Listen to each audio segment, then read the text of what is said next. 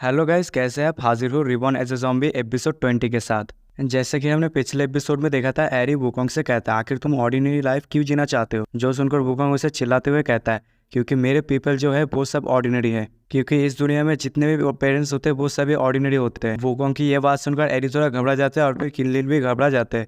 फिर वुकोंग उन सभी से कहता है या तक मेरी सिस्टर भी ऑर्डिनरी है, या तक किनली भी ऑर्डिनरी है, जितने भी लोग हैं मैं उन सभी को प्रोटेक्ट करना चाहता हूँ, या तक तुम्हें भी। इस दुनिया में जितने भी लोग हैं वो सब ऑर्डिनरी है, या तक मैं भी। क्या तुम ऑर्डिनरी नहीं हो? वुकोंग की ये सारी बात सुनकर वहाँ पर जितने भी लोग थे वो सभी हैरान हो जाते हैं। फिर वुकोंग एरी से कहता है चलो कोई नहीं, अगर हमें पीसफुली लाइफ को जीना है तो हमें पावरफुल बनना होगा। हर कोई ये जानता है, ज़ॉम्बी बनने से पहले मैं जिंदगी और मौत के बीच में था। तब मैं दूसरों की वजह से ऑब्सेस्ड हो गया था। जब मेरे साथ दूसरे लोग कुत्तों की तरह ट्रीट करने लगे तब मुझे ये पता था कि मैं उन लोगों को कभी वेट नहीं कर सकता, लेकिन मेरे पास एक होप था, एक ना एक दिन मैं उन सब की चीज़ों का किया हुआ पे करूंगा। कोई फर्क नहीं पड़ता इसे कितना टाइम लगता है या फिर क्या लेता है मेरे से, या तक मैं अपनी ज़िंदगी देकर भी मैं उन सभी को मजा चखाऊंगा। तो तुम्हें क्या लगता है, मैं इसके बारे में कभी नहीं सोचा, लेकिन मैं नहीं कर पाया। इस दुनिया में जिंदगी इतनी आसान नहीं होती थी, सिर्फ अपने बारे में सोचना और किसी के परवाह ना करना। लेकिन मेरी लाइफ में भी कुछ ऐसे सीन थे जहाँ पर मैं हंसी खुशी जिया था अपनी जिंदगी को। तब मुझे जाकर रियलाइज हुआ आखिर मैं फाइट बैक क्यों करूँ, मैं अपनी प्राइड को क्यों मैं स्वैलो करूँ, आखिर मैं अपनी जिंदगी को क्यों सरवाइव करूं जब तक सिंपल लाइफ के साथ नहीं जिया जाए। रीजन बहुत ही ज्यादा आसान है, जैसा कि मेरे मीडियोकर नॉर्मल फैमिली की तरह, जैसा कि उन लोगों को नहीं पता है, बट उन लोगों की आंखों में जो मेरे लिए प्यार था और जो मैंने हंसी उनके चेहरे पे देखा था, यही एक रीजन था। यह तक फर्क नहीं पड़ता वो लोग मेरे साथ कैसे ट्रीट करते, लेकिन मैंने जब उन लोगों के चेहरे पे अपने लिए स्माइल देखा तब मुझे एहसास हुआ कि वो लोग मुझे प्रोटेक्ट करना चाहते हैं। इसलिए ऑर्डिनरी लोग बहुत ही ज़्यादा खास होते हैं, क्योंकि वो ज़्यादा कुछ परवाह नहीं करते सिर्फ अपने बच्चों के सिवाय। ऑर्डिनरी लोग ऐसे होते हैं कि काले अंधेरी दुनिया में एक छोटी सी रोशनी की तरह होते हैं, क्योंकि जब तुम सड़क पे चलते हो तो तुम्हें कई सारे लोग ऐसे मिल जाएंगे जो हंस रहा होता है। जब हम अपने फैमिली के साथ बाहर चलते हैं तब हमें हंसते खुशते चलते हैं। हम देखते आसपास हमारे जितने भी लोग होते हैं वो बहुत ही ज़्यादा खुश होते हैं या फिर कुछ दुखी होते हैं। तो मैं यही देखना चाहता हूँ फिर से। वुकोंग की ये सब बात सुनकर उधर जितने भी लोग थे वो सभी स्पीचलेस हो जाते हैं। यह तक मैं अगर इस चीज़ को नॉर्मल नहीं कर पाता तब भी मेरे लिए हर एक इंसान मायने रखता है, चाहे वो बुरी हो या फिर अच्छी। हर किसी के पास अधिकार होता है अपने लिए खुश होना, जिंदगी को अच्छे से जीना। इस दुनिया में जो भी है मैं चाहता हूँ वो सभी लोग अच्छे से जिए। शायद कभी ऐसा दिन है जब ज़ॉम्बीज़ इस दुनिया में नहीं होंगे। क्या तुम चाहते हो इस दुनिया में अकेले जीना? वुकोंग एरी से कहता है तुमने अपने मॉम को इसलिए मारा क्योंकि तुम डर रहे थे तुम्हारी मॉम तुम्हारे साथ ज़्यादा देर तक नहीं रहेंगी, क्योंकि इस दुनिया में हर वक्त ज़ॉम्बी है, पता नहीं कब आके कोई ज़ॉम्बी तुम्हारी मॉम को मार दे, है ना? क्या मैंने सही कहा ना एरी? जो सुनकर एरी की बोलती बंद हो जाती है, फिर उसे अपनी मॉम की याद आती है। जो याद करते हुए एरी रोते हुए वुकोंग से कहता है अगर ये सच है तो क्या करोगे तुम? अगर मैं तुमसे कहूँ ये सच है तो फिर तुम क्या करोगे? क्या तुम्हें लगता है वो औरत सही है? उसने अब तक जो मेरे साथ करते आया है, क्या मैं उसे छोड़ दूंगी? आखिर ये कैसे हो सकता है? क्या तुम्हें लगता है मरने से पहले मेरे लिए रोना, क्या ये मेरे को चेंज कर सकता है? और वैसे भी मैं बचपन से अकेले जीता आया हूँ। यह तक मेरी जिंदगी में ऐसा कोई टाइम नहीं है जहाँ पर मैं अच्छे से जिया हूँ अपनी जिंदगी को। मेरे पास कोई भी खास यादें नहीं है। ये मेरे लिए अच्छा होगा अकेले चलना, तो इसलिए मुझे जाने दो, छोड़ दो मुझे। कहते हुए एरी रो देता है, लेकिन अपना वुकोंग आकर उससे गले से लगा लेता है और हम देखते हैं कि उधर का सीन पूरा रोना धोना चालू हो जाता है सभी लोगों को। फिर तभी अपने डॉक्टर को हेलीकॉप्टर की उड़ने की आवाज़ सुनाई देती है, जो सुनकर वो सभी लोग उधर की देखते और वो डॉक्टर कहता है अरे उधर देखो हेलीकॉप्टर। और हम देखते हैं आसमान पर एक हेलीकॉप्टर उड़ रहा होता है और हम देखते हैं उस हेलीकॉप्टर में से कोई कहता है ईस्टर्न फॉरेस्ट में 10 स्क्वायर किलोमीटर के एरिया में किसी को इंसान को नहीं देखा गया, मैं वापस आ रहा हूँ।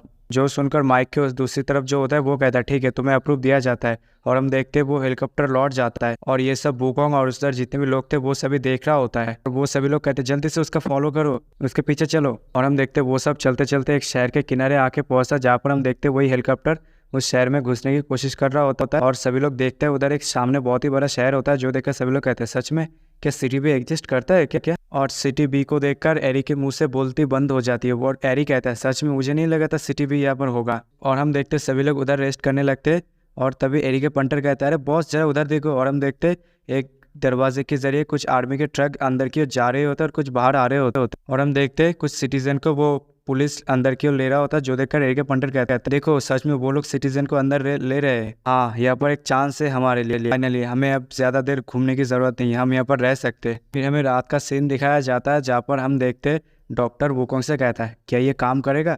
जो सुनकर वुकोंग उस डॉक्टर से कहता है हाँ ज़ॉम्बीज आग से डरते हैं। यह तक हो सकता है सिटी बी के जो लोग हैं वो तुम्हें ज़ॉम्बीज समझ ले, लेकिन अगर तुम हाथ में किसी तरह की टॉर्च वगैरह को पकड़ के चलते हो तो वो लोग तुम्हें ज़ॉम्बीज नहीं समझेंगे। तभी हम देखते हैं एक बंदे की जो सेलफोन होता है वो चालू हो जाता है, जो देखकर वो बंदा खुश हो जाता है और तभी वूकोंग की नज़र उसकी ओर जाता है, जहाँ पर वूकोंग उसके पास आता है और कहता है क्या मैं तुम्हारे फ़ोन को ले सकता। जो सुनकर वो बंदा कहता है ठीक है। हाँ वैसे भी इस पोस्ट अपोकलिप्स दुनिया में फ़ोन का क्या करूँगा मैंने इस फ़ोन को गेम खेलने के लिए खरीदा था, लेकिन अभी की सिचुएशन देखकर नहीं लग रहा कि मैं इसे कुछ कर पाऊंगा, और वैसे मेरे फ़ोन में सिम डाला हुआ है तो इसलिए मेरे को टाइम नहीं मिला कि मैं जितने भी कॉन्टैक्ट थे उन सभी को इन फ़ोन में कॉपी कर सकूं। या तक इस फ़ोन में कोई भी फ़ोटो वगैरह कुछ नहीं है, सच में इस फ़ोन में कुछ नहीं है। जो कहते हुए वो आदमी वहीं पर ही रो देता था। उस बंदे को रोता हुआ देखकर वूकोंग उसे कहता है क्या तुम अपने फ़ोन को मुझे दे सकते हो।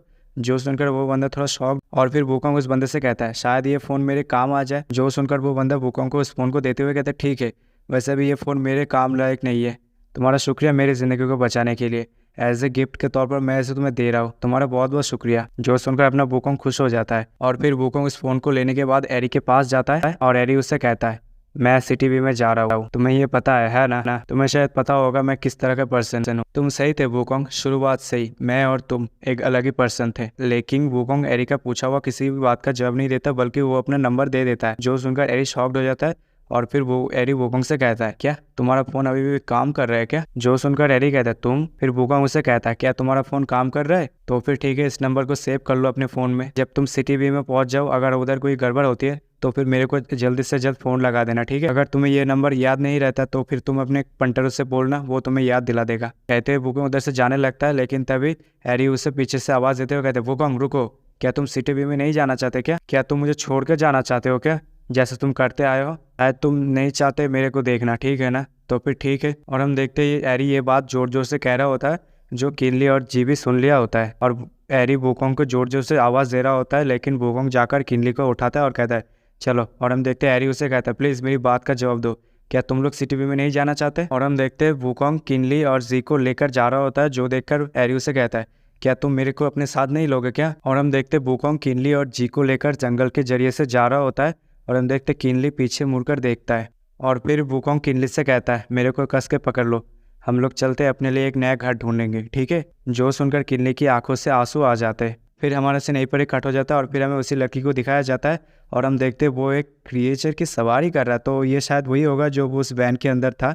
वो लड़की कहती है मैं बहुत ही ज़्यादा थक गया हूँ, सच में मेरी बैक बहुत ही ज़्यादा दर्द कर रहा है, यहाँ तक मेरे हाथ बहुत ही ज़्यादा दुख रहे हैं, यहाँ तक मैं ठीक से मूव भी नहीं कर पा रहा। मैं इस फैमिली के लिए अच्छे से काम करता रहा, ठीक है, मैं अपनी टेम्पर को लूज़ करूँगा अगर तुम उन्हें नहीं ढूंढ पाए तो। और हम देखते वो क्रिएचर जो चिल्ला रहा होता है, जो सुनकर वो लड़की हंसते हुए कहता है ठीक है नर्वस होने की ज़रूरत नहीं, चलो मैं देखता हूँ किस तरह की फैमिली गेम में अपीयर कर सकता हूँ इस नाइट को। कहती है वो लड़की, और वो मॉन्स्टर जा रहा होता है, लेकिन तभी उस लड़की की नज़र अपनी साइड में पड़ती है, जहाँ पर देखते हैं कुछ ज़ॉम्बी किसी इंसान को खा रहा होता है, और ये ज़ॉम्बी और कोई नहीं बल्कि ली जिंगटंग का पंटर होता है। और हम देखते हैं जो इंसान नीचे गिरा होता है वो ली जिंगटंग होता है। फिर वो लड़की उतरकर उस ली जिंगटंग के पास आता है और फिर किक मारकर उधर जितने भी ज़ॉम्बीज थे उन सभी को दूर कर देता है, और फिर ली जिंगटंग की ओर देखता है। हम देखते हैं ली जिंगटंग अभी भी जिंदा होता है। ली जिंगटंग को देखकर वो लड़की अपनी जेब में से एक फ़ोटो निकाल लेता है। ये इस फोटो में और कोई नहीं बल्कि अपना ली जिंगटंग ही होता है, जो देखकर वो लड़की कहती है चलो मुझे मिल ही गए, बहुत समय बीत गया, यहाँ तक मैं तुम्हें रिकॉग्नाइज भी नहीं कर पाया। अगर मैं गलत नहीं हूँ मैं तुम्हें उस टाइम देखा था तब तुम पैदा हुए थे, क्या मैं सही हूँ मेरे भाई।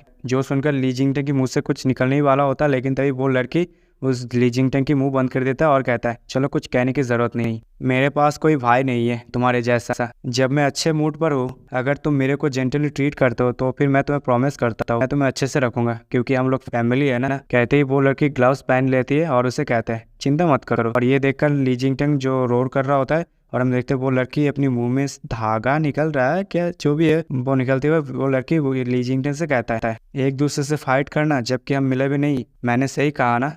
टेंकी ला डीप से और पो, शायद ये ज़ॉम्बीज़ का नाम है, और ये जो हम देख रहे हैं ना ये शायद मेरे को लग रहा है ली जिंगटंग का डैड है।